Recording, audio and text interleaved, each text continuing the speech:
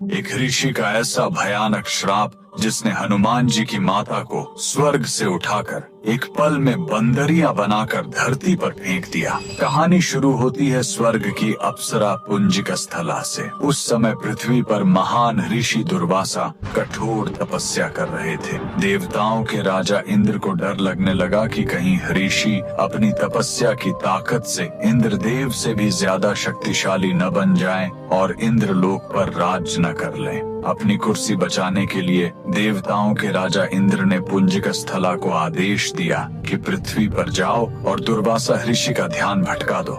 इंद्र के आदेश पर वह ऋषि के आश्रम गई और उनकी तपस्या में बाधा डालने लगी।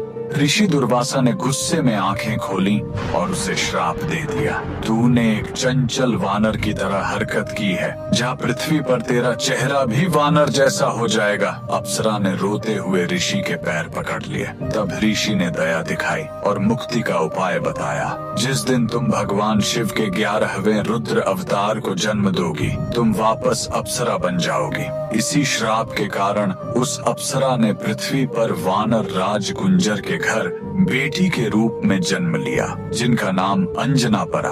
बड़ी होने पर उनका विवाह महान वानर योद्धा केसरी से हुआ, लेकिन श्राप से मुक्ति पाने के लिए उन्हें एक पुत्र की आवश्यकता थी। इसलिए माता अंजना ने हम्पी के इसी अंजनाद्रि पर्वत पर भगवान शिव की घोर तपस्या की। सालों की तपस्या से शिव जी प्रसन्न हुए और वायुदेव के माध्यम से अंजना के गर्भ में दिव्य शक्ति स्थापित की। और तब इसी पहाड़ी पर जन्म हुआ बजरंग बली का। हनुमान जी के जन्म लेते ही माता अंजना का श्राप टूट गया।